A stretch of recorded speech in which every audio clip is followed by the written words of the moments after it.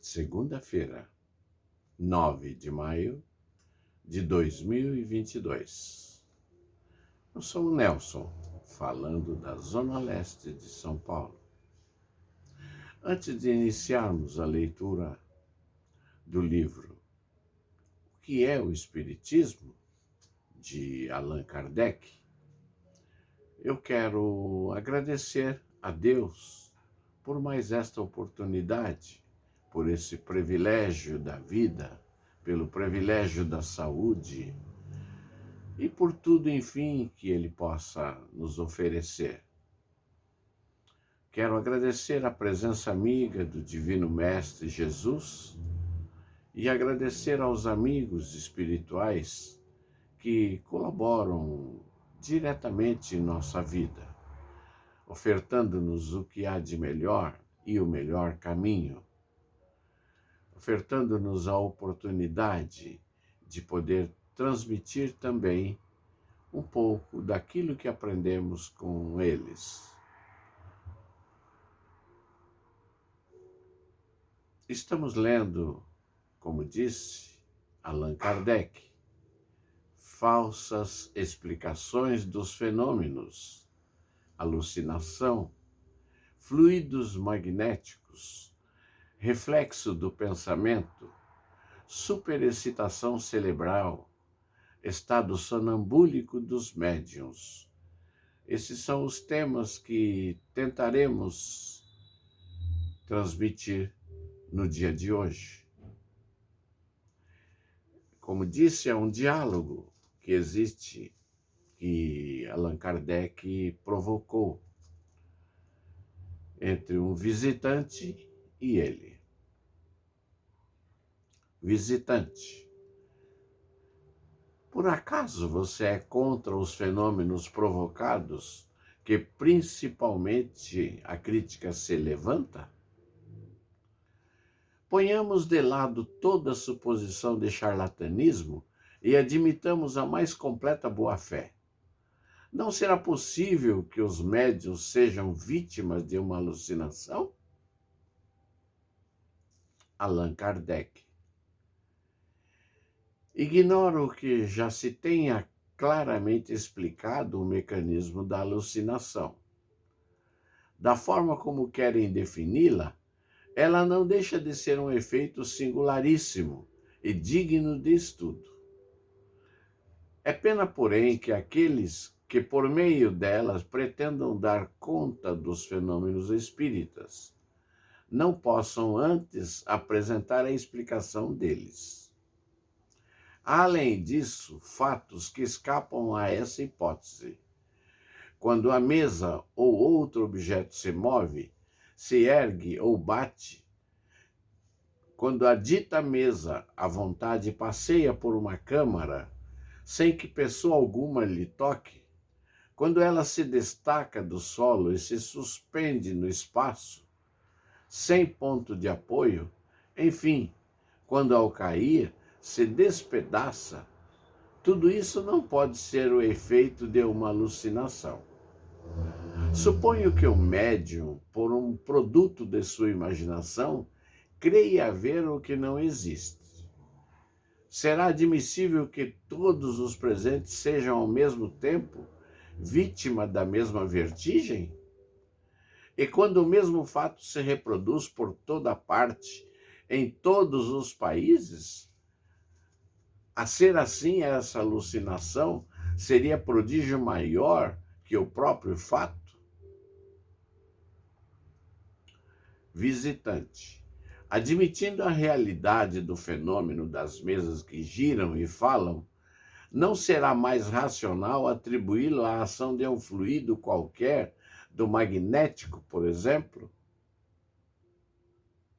Allan Kardec: tal foi o primeiro pensamento que tive, como tantos outros. Se tudo se limitasse a esses efeitos materiais, não há dúvida de que poderiam ser assim explicados.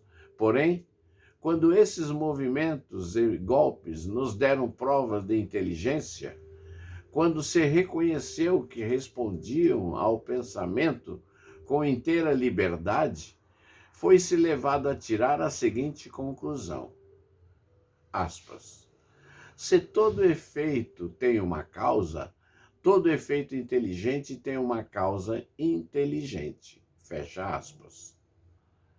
Poderão tais fenômenos ser produzidos por um fluido sem se admitir que esse fluido seja dotado de inteligência?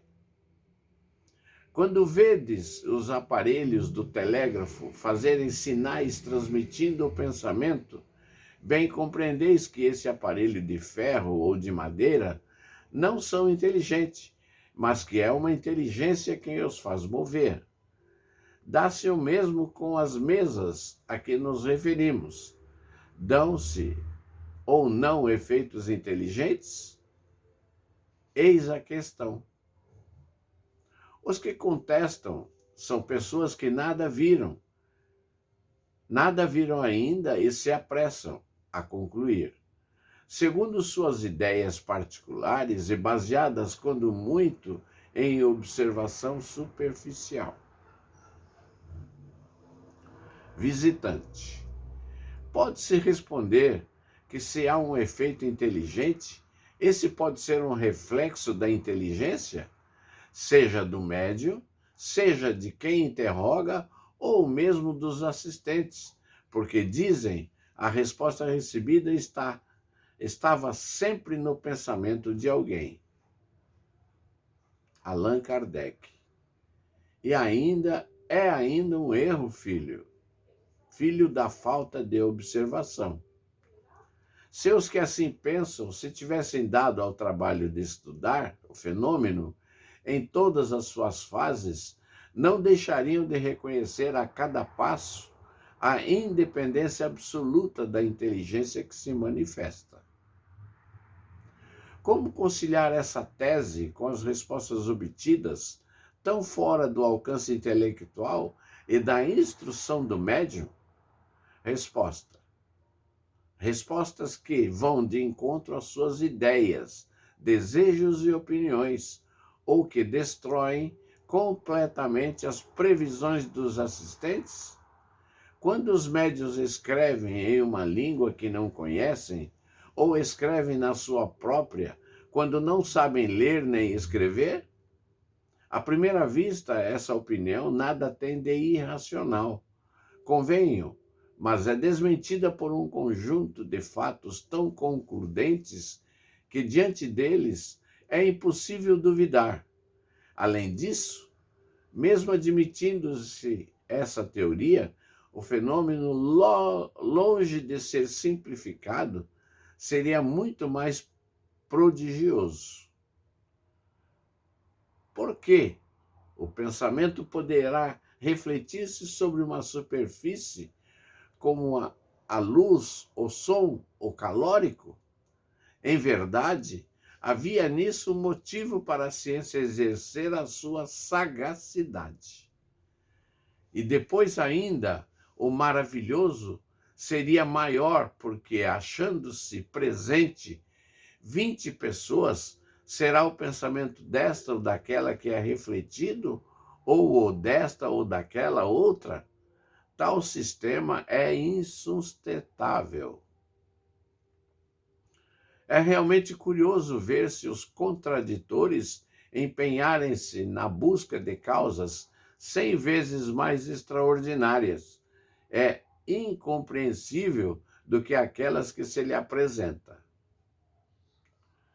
Visitante. Não será admissível, segundo querem alguns, que o médium se ache em estado de crise e goze certa lucidez, que lhe dá a percepção sonambúlica, espécie de dupla vista que, aliás, nos pode explicar a ampliação momentânea de suas faculdades intelectuais? Porque dizem as comunicações obtidas pelos médiuns não vão além do alcance das que nos dão os sonâmbulos? Allan Kardec. Ainda desse sistema que não resistem a um exame aprofundado.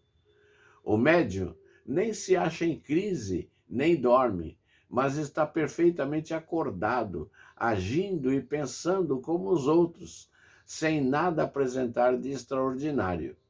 Certos efeitos particulares deram lugar a essa suposição.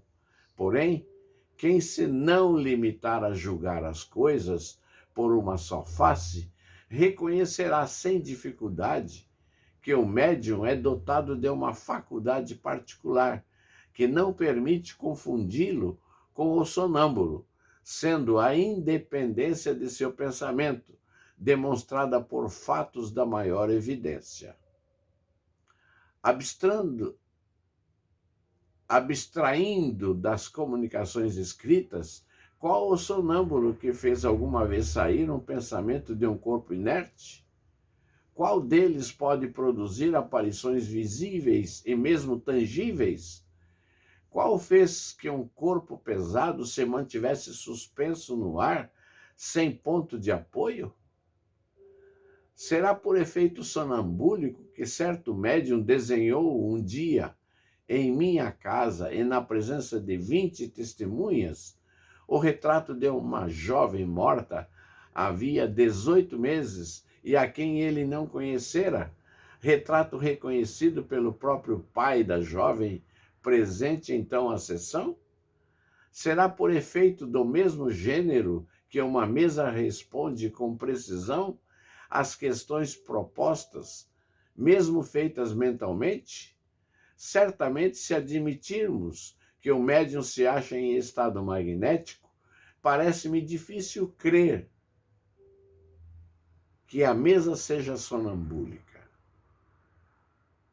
Dizem ainda que os médiuns só falam com clareza daquilo que é conhecido. Como explicar o fato seguinte e sem outros da mesma espécie? Um dos meus amigos, muito bom médium, escrevente, perguntou a um espírito se uma pessoa que ele tinha perdido de vista havia 15 anos era ainda desse mundo. Sim, a resposta do espírito. Aspas. Sim, ainda vive. Foi-lhe respondido. Mora em Paris, rua tal, número e tanto. Ele foi e encontrou a pessoa no lugar indicado. Seria isso uma ilusão? Seu pensamento poderia sugerir-lhe tal resposta, quando, por causa da idade da pessoa por quem ele perguntava, havia toda a probabilidade dela não existir mais? Se em certos casos vemos respostas combinarem com o pensamento de quem pergunta, será racional concluirmos que isso seja uma lei geral? Nisso, como em todas as coisas, são sempre perigosos os juízos precipitados, porque eles podem ser desmentidos pelos fatos que ainda não se observaram. Encerramos por aqui, no dia de hoje, e deixaremos para uma próxima oportunidade o próximo tema.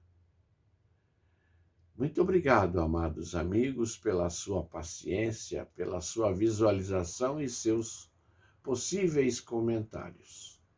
Quero dizer que eles são muito bem-vindos, pois através deles reduzimos ou acrescentamos algo para uma possível melhoria desse nosso trabalho. Quero pedir a Deus que nos mantenha na sua paz. Muito obrigado e até uma próxima oportunidade.